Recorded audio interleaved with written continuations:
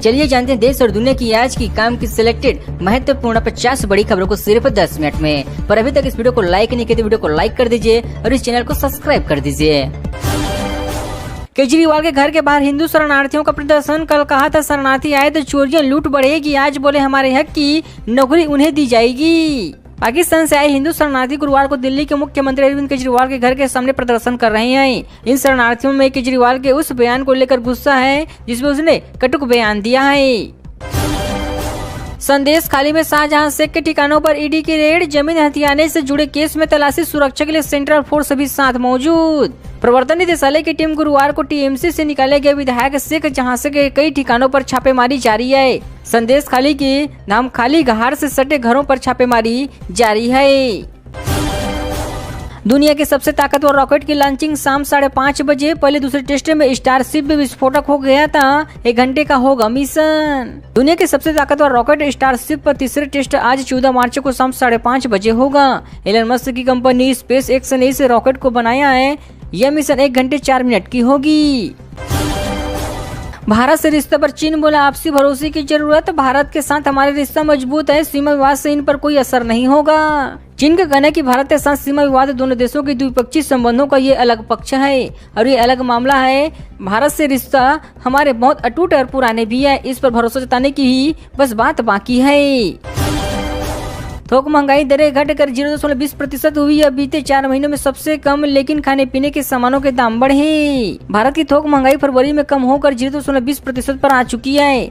जनवरी में 0.27% पर रही। महंगाई का 4 महीने का निचले स्तर भी है। नवंबर में महंगाई 0.26% पर थी। अधीर रंजन ने बताया चुनाव आयुक्त के नाम। पूर्व आईएएस अफसर ज्ञानेश और सुखविंदर बने इसी आरोप मीटिंग से 10 मिनट पहले मिले 6 नाम। चुनाव आयोग के 2 नए चुनाव आयुक्तों के नाम फाइनल हो चुके हैं। प्रधानमंत्री की अध्यक्षता वाले पैनल के गुरुवार को बैठक हुई। इसके बाद नेता प्रतिपक्ष अधीर रंजन ने मीडिया से बातचीत में कहा है कि मेरा नाम चुन लिया गया है। एक देश एक चुनाव कोविंद कमेटी के राष्ट्रपति को रिपोर्ट सौंपी। इसमें 18,000 पेज 2029 में एक साथ चुनाव कराने की सिफारिश। वन नेशन वन इलेक्शन का विचार के लिए बनाई गई पूर्व राष्ट्रपति राजनाथ कोविंद की अध्यक्षता वाली कमेटी ने गुरुवार को राष्ट्रपति द्रौपदी मुर्मू को अपना रिपोर्ट सौंप दिया है।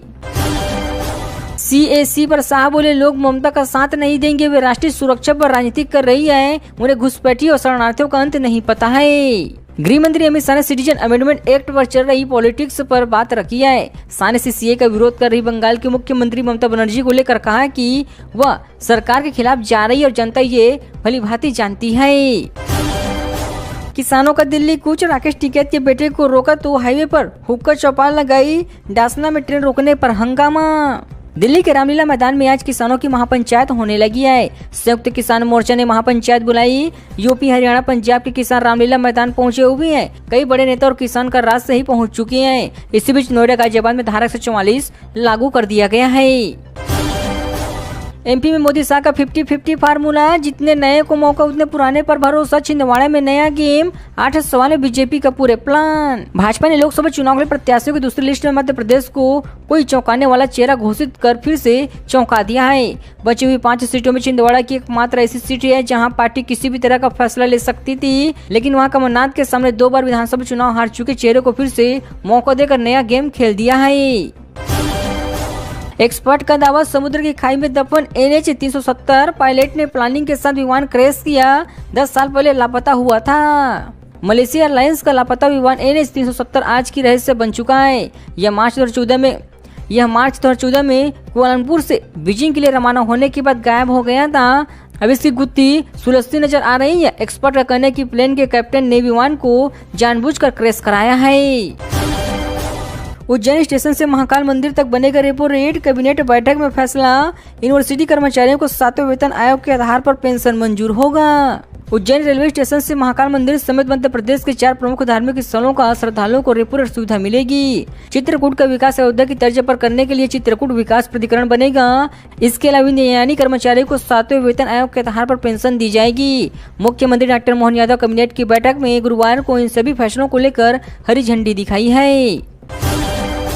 एमपी में पीएम श्री धार्मिक पर्यटन हेली सेवा शुभारंभ। पर्यटक स्थलों पर पहुंचना होगी आसान, लेकिन आम लोग कब जाएंगे और किराया भी अभी तक तय नहीं हुआ है। प्रदेश में धार्मिक स्थलों और पर्यटन स्थलों पर आवागमन सुगम बनाने और कम समय में पहुंचने को लेकर राज्य सरकार ने पीएम श्री धार्मिक पर्यटन हेली सेवा और पद्मश्री पर्यटन वासुदेव सेवा शुरू किया है। इस योजना का उपयोग आम लोग कब से कर सकेंगे तय नहीं हुआ है। किराया कितना होगा इस पर भी फैसला नहीं हुआ है। 12वीं पास महिलाओं के लिए आंगनबाड़ी में नौकरी। उत्तर प्रदेश में 23,753 पदों पर वैकेंसी। एम्स रायबरेली और गोरखपुर में नौकरियां जारी। सरकारी नौकरी की तलाश में जुटे युवाओं के लिए आज टॉप 10 जॉब में 2 नौकरियां बताएंगे। यूपी में ग्रामीण महिलाओं के लिए आंगनबाड़ी कार्यकर्ता की भर्ती निकली है। 23,753 खाली पदों पर भर्तियां की जाएगी। अमेठी में पूर्व कैबिनेट मंत्री गायत्री के घर ईडी की रेड। विधायक पत्नी का बीपी लो हुआ, घर में बेहोश हुए। अवैध खनन में अखिलेश को भेजा था नोटिस। अवैध खनन मामले में ईडी की टीम ने गुरुवार सुबह पूर्व खनन मंत्री गायत्री प्रसाद प्रजापति के घर छापेमारी किया है। करीब 8 घंटे से जांच पड़ताल जारी है। इसी बीच पूर्व मंत्री की विधायक पत्नी महाराजी प्रजापति की तबीयत बिगड़ गई है। निजी डॉक्टर को बुलाकर उनकी जांच कराई गई है। घर से बाहर निकलने के बाद डॉक्टर आजाद ने कहा कि महारानी की बीपी लो हो चुकी थी।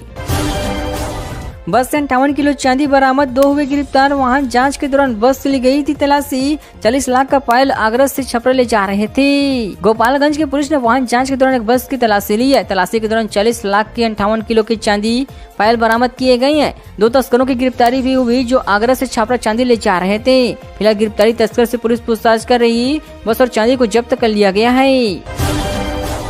महागठबंधन के लालच में नहीं फंसे चिराग। हाजीपुर सीट को लेकर परसा को पटखानी दी। बिहार की 6 सुरक्षित सीटों को जानिए। आखिरकार तेजस्वी यादव चिराग पासवान को अपनी तरफ लाने में सफल नहीं हो सके। इसे गठबंधन इंडिया की बड़ी पॉलिटिकल हार मानी जा रही है। जाहिर है कि चिराग का बीजेपी के साथ समझौता का फायदा बीजेपी को मिलेगा और नुकसान आरजेडी कांग्रेस को मिलेगा। मिली जानकारी के अनुसार आरजेडी की तरफ से हाजीपुर समेत 6 से अधिक सीटों का ऑफर चिराग पासवान को था। हरियाणा के नए सीएम दिल्ली पहुंचे। नायब सैनी पीएम से मिले, साथ भी मीटिंग की। कैबिनेट विस्तार विभागों के बंटवारे पर चर्चा, विजय हुए नाराज। हरियाणा के नए मुख्यमंत्री नायब सिंह सैनी अपने पहले दौरे पर दिल्ली पहुंच चुके हैं। सुबह 10 बजे उन्होंने प्रधानमंत्री नरेंद्र मोदी से मुलाकात कर प्रदेश के सियासी हालातों का चर्चा किया। मुलाकात के बाद सीएम नायब सैनी ने कहा कि सबको साथ लेकर मजबूती से हरियाणा को आगे ले जाना है। 20% कर्मचारी को नौकरी से निकालेगी पेटीएम। एनुअल परफॉर्मेंस रिव्यू के तहत अलग अलग डिपार्टमेंट में होगी छटनी। एआई भी जिम्मेदार होगी। पेटीएम की पेरेंट कंपनी 197 कम्युनिकेशन लिमिटेड करीब 20% कर्मचारी को नौकरी से निकालने की तैयारी कर रही है। हाल ही में कंपनी ने कॉस्ट कटिंग के लिए 1000 एम्प्लॉयड को नौकरी से निकाल दिया था। इस बात की जानकारी मनी कंस्ट्रक्शन के सूत्रों के हवाले से पता चला है। दरभंगा बॉर्डर पर कार से मिले 1327 किलो सोना, 865 करोड़ की कीमत। डीआरआई ने देश के 5 शहरों से 61 किलो गोल्ड जब्त किया।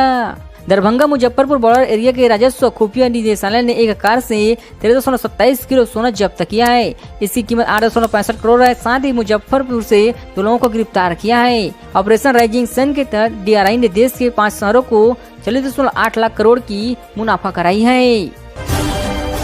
राहुल ने नासिक में किसान सभा की। बोले किसानों के दुख को समझे बिना उनकी मदद नहीं की जा सकती। शरद पवार, संजय राउत मौजूद रहे। राहुल गांधी की भारत जोड़ो यात्रा अंतिम चरण में महाराष्ट्र में एंट्री कर चुकी है। आज राहुल ने नासिक में कृषि उत्पन्न बाजार समिति में किसानों की सभा की आयोजन किया था, जिसको उन्होंने संबोधित किया है। पीएम स्वनिधि लाभार्थियों को संबोधित करेंगे PM Modi. 1 lakh street waiters को लोन बांटेंगे। दिल्ली मेट्रो के 2 नए कॉरिडोर की आधारशिला रखेंगे। प्रधानमंत्री नरेंद्र मोदी आज जवाहरलाल नेहरू स्टेडियम में पीएम स्वनिधि योजना के लाभार्थियों को संबोधित करेंगे। इसके साथ ही 1 लाख स्ट्रीट वेटरों को लोन बांटेंगे।